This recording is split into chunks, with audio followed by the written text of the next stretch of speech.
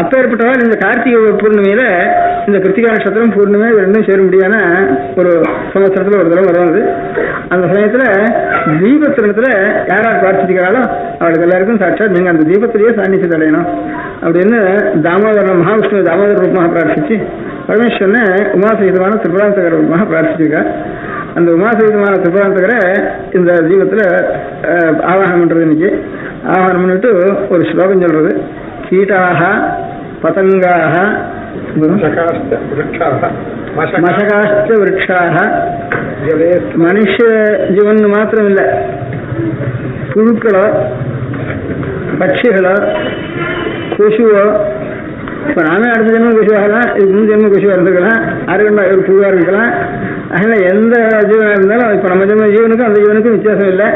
அந்த ஜீவனும் அந்த பாப்பத்திலேருந்து விடுபட்டு இந்த அதுக்காக தான் பெரிய கோவில்களில் சொக்கபானைன்னு ரொம்ப தூரத்துக்கு தெரிய முடியாது. இன்னைக்கு தீபத்தை அந்த ஈஸ்வரனுக்கு ஆராதனை பண்ணி அங்கே ஆவாகனம் பண்ணி அதை வெளியில் கொண்டு வந்து அந்த தீபத்தினுடைய ஜோதிஷத்தில் எல்லாரும் தரிசனம் பண்ண முடியாத ஒரு தேர் மாதிரி கட்டி வச்சு அது எல்லாரும் இன்னைக்கு அந்த சொக்கபானைன்னு சொல்லி அந்த தீபம் எல்லாம் ரொம்ப தூரம் தெரிய முடியாத அந்த பிரகாசம் எவ்வளவு தூரம் வளருதோ அவ்வளவு தூரம் அந்த சகல பிராணிகளுடைய பாபங்களும் பரிகாரமாகணும் அப்படின்னு இந்த புண்ணிய காலத்தில் இந்த மாதிரி பிரார்த்திச்சு இந்த தபசை அர்ப்பணம் பண்ணி பிரார்த்திச்சு இருக்கிறதுனால அந்த தபோபலத்தினால இன்னைக்கு 6 தீபத்தை ஏற்றி அந்த தீபத்தை தரிசனம் பண்றாலோ அதான் அண்ணாமலை தீபம்னு ரொம்ப தூரம் மழை உயரத்தில் போய் தரிசனம் பண்ணிட்டு அது மைல் கணக்கா கால கணக்கா ஒரு 4 காலம் 3 காலம் கூட அந்த தீபத்தை தரிசனம் பண்ணிட்டு அதுக்கப்புறம் தான் ஆகாரம் பண்றதுன்னு மலை தீபம் நேற்றுக்கு கிருத்திகா நட்சத்திர பிரதானமாக கிரகங்களை பண்றதுக்கு திதி பிரதானமாக பண்ணணும்னுட்டு இன்னைக்கு ரெண்டும் சேரும் சில சமயங்கள்ல சேராம திசி மாத்திரம் இன்னைக்கு பூர்ணம் இன்னைக்கு கிரகங்கள்லையும்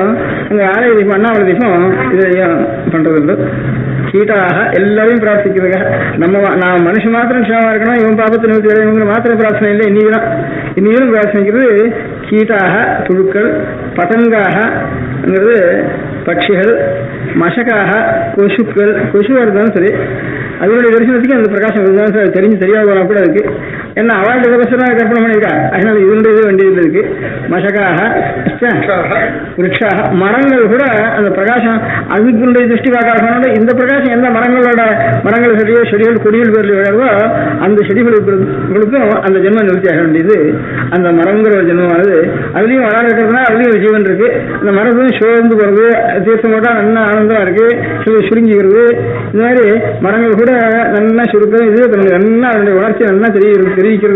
வளர்ச்சி அநேக மரங்கள் செடி கொடிகள் அந்த செடிகளுக்கு கூட அந்த ஜென்மம் அதுக்கு நிவர்த்தியாகி இனிமே ஜென்மம் எல்லாம் பண்ணணும். மசகாஷ்ட விருட்சாக ஜலே ஸ்தலேயே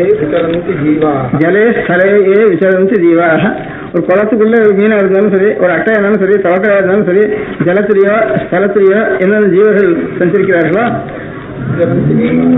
திருஷ்டா பிரதீபம். இந்த கார்த்திகையில பிரகாசிக்க முடியாத ஒரு பிரார்த்தனை பூஜை பண்ணின ஒரு பரமேஸ்வர ஆவாகம் பண்ணின ஒரு தீபத்தை திருஷ்டா நச ஜென்மபாஜா, திரும்பியும் ஜென்மம் இல்லாமல் அவளுக்கு ஆகிட வேண்டியது அப்படின்னு மகர்ஷிகள் பூர்வத்தில் பிரார்த்திச்சுட்டு இருக்கா.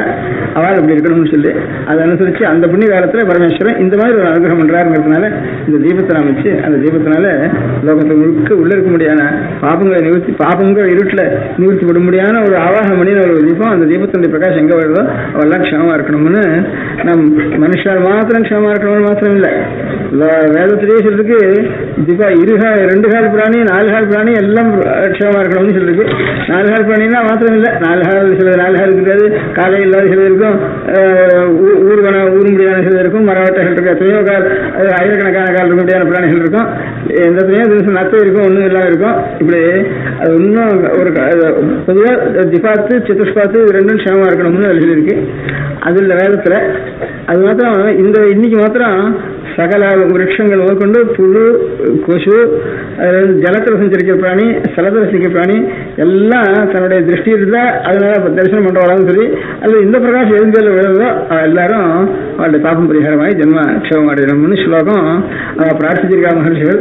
அவள் தபஸை அதுக்கு அர்ப்பணம் பண்ணிருக்கா. இந்த மாதிரி இருக்கணும்னு அந்த அர்ப்பணம் பண்ண தபஸை இன்னைக்கு நான் உபயோகப்படுத்திட்டு இந்த திரிபுராந்தகரை ஆவாகனம் பண்ணி நாம் க்ஷேமத்தை அடையணும்.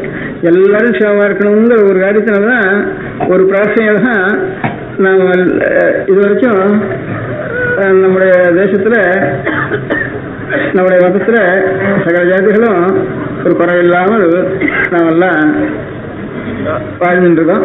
அதனால எந்த காலத்திலையும் அந்த ஒரு எண்ணத்தை நம்ம வச்சுட்டோம்னா எல்லாரும் க்ஷேமமா இருக்கணுங்கிற எண்ணத்தை வச்சுட்டோம்னா ரொம்ப எந்த ஒரு பெரிய கடுமையாக ஆபத்து வந்தாலும் அந்த ஆபத்தில் எல்லாருக்கும் ஒரு நல்ல புத்தியும் சாந்தம் உண்டாகி எல்லாரும் ஒரு க்ஷேமத்தை அடைஞ்சிடுவார்.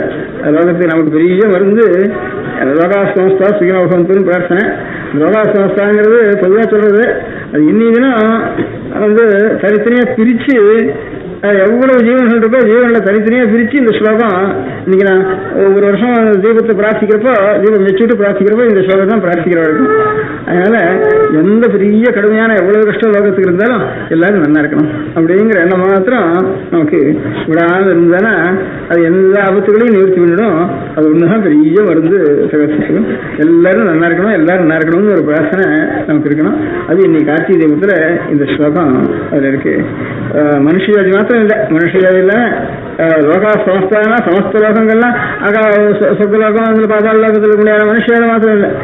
ஜலத்துல சஞ்சரிக்கிறதோ சலத்துல சிக்கிறதோ சிறு புழுவோ பட்சியோ மிருகமோ பாக்கி முடியாத இது ஒரு மரமோ செடியோ கொடியோ எல்லா ஜீவன்களும் க்ஷேமத்தடையணும் அப்படிங்கிறதுக்காக ஒரு அறிகுறி ஒரு தீபம் தீபம்ட்டு அந்த தீபத்தில் அது பரமேஸ்வரனை ஆவாகனம் பண்ணி எப்படி ஒரு மூர்த்தியில பரமேஸ்வரன் ஆவாகனம் பண்றோமோ அந்த மாதிரி பிரகாசத்துல பரமேஸ்வரன் பரமேஸ்வரன் ஆவாகனம் பண்றது ரொம்ப உச்சிதமான ஸ்தானம். பரமேஸ்வரன் தானே பிரகாச ஸ்வரூபம் அப்படிங்கிறதுனால அதான் திரு கார்த்திகைன்னுட்டு இன்னைக்கு கிருத்திகா தீபம்னு அதுக்கு பேரு. கார்த்திகை இந்த நட்சத்திரங்களுக்குள்ள ஆகாசத்துல ரொம்ப 6 நட்சத்திரம் சேர்ந்து பிரகாசமா அதுக்கு ஒவ்வொரு நட்சத்திரத்துக்கும் பேர் சொல்லியிருக்க விதத்துல இந்த கிருத்திகா நட்சத்திரங்களுக்கு அப்பேற்பட்ட கிருத்திகா நட்சத்திரங்கள் அந்த கிருத்திகா நட்சத்திரம் தான் சாட்சாத் இவனுக்கும் முருகனுக்கும் அது கிருத்திகா நட்சத்திரங்களாக அவனை வளர்த்ததுன்னுட்டு அது ஒவ்வொன்றும் 6 நட்சத்திரம். அது 6 நட்சத்திரம் 6 முகமா பரமேஸ்வரன் அந்த 6 நட்சத்திர தேவதைகளும் 6 முகமா இருந்து ஈஸ்வரன் 6 முகத்தினுடைய ஞாபகம் இருக்கிறதுக்கு காரணமா இருந்து இன்னைக்கு 6 முகம் கோவில் மாத்திரம் இல்லை, எல்லா கோவிலையும் சிவன் கோவிலோ பெருமாகோவிலோ எல்லா கோவிலையும் சேர்ந்து நடக்கிற உற்சவம் இது. எந்த ஒரு சின்ன கோவிலாக இருந்தாலும் சரி சகல கோவிலையும் சேர்ந்து நடக்கிற உற்சவம். ஒவ்வொரு கோவிலில் ஒவ்வொரு காலத்துல உற்சவம் விசேஷமா இருக்கும். எல்லா கோவிலையும் நடக்கிற உற்சவங்கிறது எல்லா ஜனங்களும் தரிசனம் பண்ண உற்சவங்கிறது இந்த கார்த்திகை உற்சவம் சகல ஜனங்களுக்கும் ஒரு பிரகாசம். A presentation by Kanchi Periva Forum. For more information, please visit our website www.periva.org. That's PERIVA.org.